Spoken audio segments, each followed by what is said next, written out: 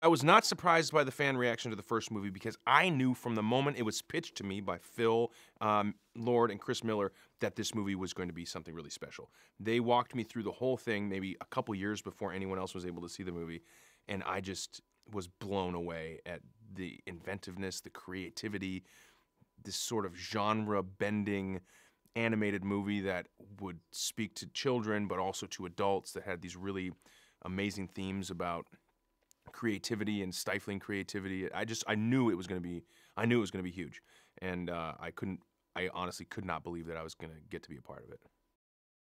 Since the epic events on Taco Tuesday some 5 years ago,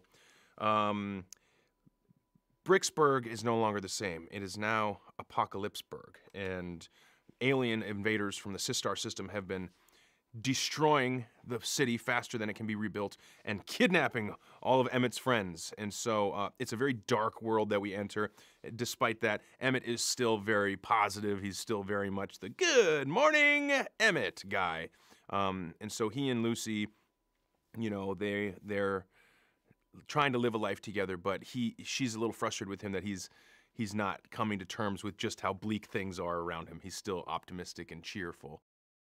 It was a lot of fun to play two extremely different characters personality-wise.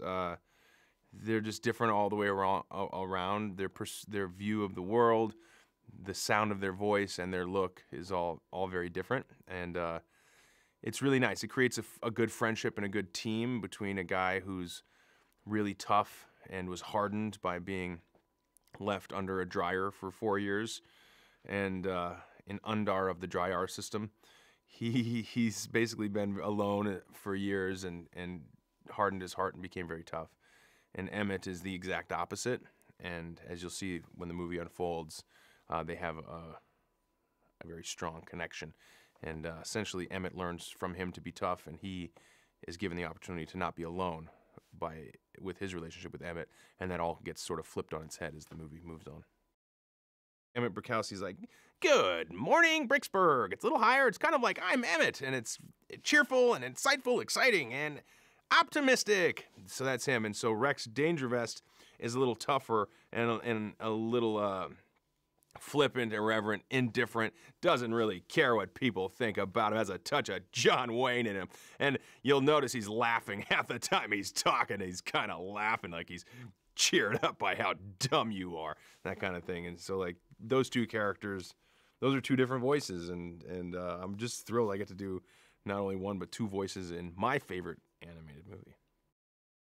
We've got two additional characters in this film, played by two amazing actresses, Tiffany Haddish and Stephanie Beatriz.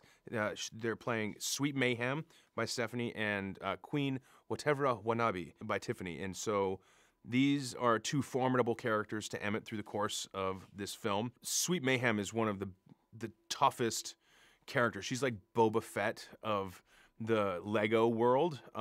She's so tough. And then Queen Whatever Wanabe does these amazing musical numbers, and you get the sense that she's a little bit evil. You really polish these types of movies a lot, and they're really changing and just getting better and better.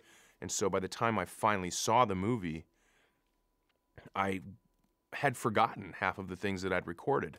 And also I didn't know what the world was going to look like. And so it's a rare opportunity in a film, in any film, for an actor to sit down and watch a film that they participated in and be swept up in the movie. You know, usually you don't get to watch your movies as an audience member. You'll always watch them from a critical standpoint of somebody who is part of the creative process.